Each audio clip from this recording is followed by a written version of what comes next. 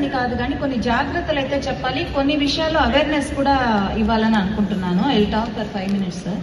So basic గా మీరు కథ రాసే ప్రతి ఒక్కరు మీకుండే ఆస్తి మీరు రాసే కథ. మీ కథ మీకు ఎన్ని సంవత్సరాలు ఆస్తి అనంటే మీరు బతికున్నంత కాలం మీ ఆస్తి, మీ తర్వాత కూడా 60 years అది మీ ఆస్తి, జనరేషన్స్ టు కమ్. కాబట్టి ప్రతి ఒక్కళ్ళు చాలా జాగ్రత్తగా తమ కథా హక్కుల్ని పరిరక్షించుకోవాల్సిన అవసరం ఎంతైనా ఉంది. సో బేసిక్ గా కథ రాసుకోగానే రైటర్ ఏం చేస్తాడు, ఎవరో డైరెక్టర్కో ప్రొడ్యూసర్కో వెళ్ళి కథ చెప్తారు. కథ చెప్పిన తర్వాత కథ చెప్పేటప్పుడు తీసుకోవాల్సిన జాగ్రత్త ఏంటంటే దయచేసి మీరు ఎవరికైతే కథ చెప్తున్నారో ఆ సెషన్ ని మీరు రికార్డ్ చేసుకోండి ఫోన్లో.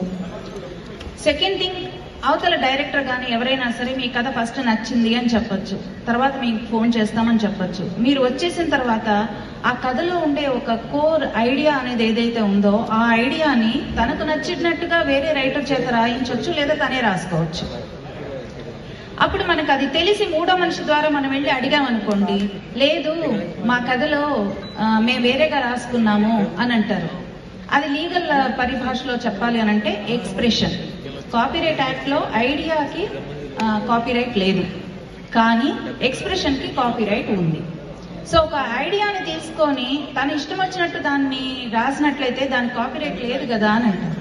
అలాంటి కేసులు మా దగ్గరికి వచ్చినప్పుడు మేము తీసుకునే జాగ్రత్తలు రెండు. ఒకటి ఏంటంటే ఐడియా కనుక యూనిక్ గా ఉందనుకోండి, ఫర్ ఎగ్జాంపుల్ ఒక అమ్మాయి అబ్బాయి ప్రేమించుకున్నారు, విలన్ అనేవాడు వచ్చాడు, హీరోని చంపేస్తే ఆ హీరో మళ్ళీ పుట్టి రివెంజ్ తీర్చుకున్నాడు.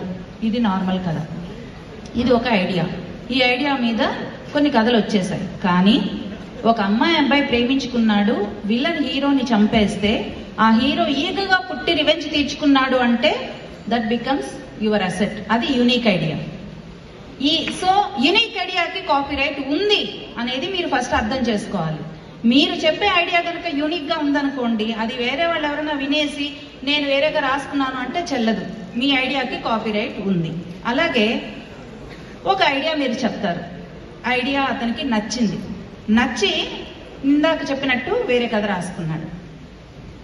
అలాంటి కేసులు మా దగ్గరికి వచ్చినప్పుడు మేము చేసే ఇంకో రెండో విషయం ఏంటంటే, ఈ ఐడియా నీకు ఎవరిచ్చారు, ఈ సదరు రైటర్ ఫలానా రైటర్ వచ్చి నీకు కథ చెప్పిన తర్వాత, ఆ కథ నీకు నచ్చిన తర్వాత, ఆ కథని నేను ఇలా రాసుకుంటాను అన్న ఆలోచన నీకు ఎందుకు వచ్చింది? ఈ రైటర్ వచ్చి నీకు కథ చెప్పిన తర్వాతే కదా వచ్చింది. కాబట్టి ఆ హక్కు ఈ రైటర్దే. దీనికి నేను ఒక ఉదాహరణ కూడా చెప్తాను ఇదే విషయం మీద. 2018లో ఒక సుప్రీం కోర్టు ఒక సంచలనమైన తీర్పు ఇచ్చింది. ఏంటంటే జ్యోతి కపూర్ అని ఒక ఆవిడ ఒక కథ రాసుకున్నారు. ఆ కథ రాసుకొని ఐ థింక్ కునాల్ కోహ్లీ ఆయనకి ఆ ప్రొడ్యూసర్కి వెళ్ళి ఆ కథ చెప్పారు. ఆయన ఏం చేశాడు, ఆ కథ బానే ఉంది అని చెప్పి దాంట్లో ఉన్న సారాంశాన్ని అంతా తీసుకొని ఈయన ఇంకొకళ్ళ చేత కథ రాయించుకొని దాన్ని సినిమా చేశారు. ఆ విషయం ఆవిడకి తెలిసింది. వెళ్ళి చెప్తే ఆయన ఏమన్నాడు, భార్యాభర్తలు గొడవ పడ్డం ఓకే, విడిపోయిన తర్వాత మళ్ళీ కలవడం ఇదే తప్ప ఎక్స్ప్రెషన్ కి దానికి అసలు సంబంధం లేదు, నాది వేరే కథ అన్నారు. ఆవిడ కేసు వేసింది. అప్పుడు ఆ వచ్చిన తీర్పులో జడ్జి ఏమన్నారంటే, సరే ఇది ఆ అమ్మాయి వచ్చి నీకు కథ చెప్పిన తర్వాత, ఆ కథ విన్న తర్వాత దాని నుంచి ప్రేరణ వచ్చి నువ్వు రాసుకున్న కథ ఇది. కాబట్టి ఆ ప్రేరణ ఎవరిచ్చారు? ఫస్ట్ పాయింట్ ఈ రచయిత్రే ఇచ్చింది. కాబట్టి ఆ హక్కులు ఈవిడికే చెందుతాయి. సెకండ్ థింగ్ ఏంటంటే, నిన్ను నమ్మి నీ దగ్గరకు ఒక రైటర్ వచ్చి కథ చెప్తే నువ్వు చక్కగా వినేసి కాఫీ ఇచ్చి పంపించి ఆ రైటర్కి తెలియకుండా ఆ కథనే నువ్వు మళ్ళీ వేరేగా రాసి తీస్తున్నావంటే ఇది చీటింగ్ కిందకు వస్తుంది. కాబట్టి కథా హక్కుల్ని చౌర్యం చేయడం ఒక్కటే సరిపోదు, నీ మీద చీటింగ్ కేసు కూడా పెట్టాలి. సో అందులో ఆవిడ విన్ అయ్యారు. ఆవిడకి 25 లక్షల నష్టపరిహారం కూడా వచ్చింది.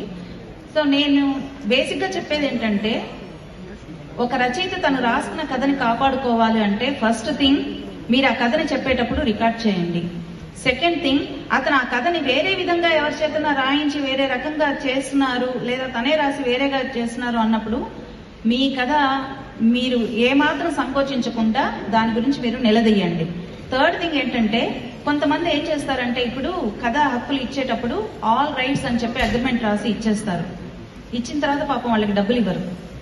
డబ్బులు ఇవ్వరు. అండ్ ఆ అగ్రిమెంట్ మీద మేము సైన్ చేసుకోలేదు కదా, మేము డబ్బులు ఇవ్వము, ఇలా రకరకాలుగా మొత్తం మీద డబ్బులు ఎక్కొట్టడానికే చూస్తారు కథ తీసుకున్న వాళ్ళు ఎవరైనా సరే.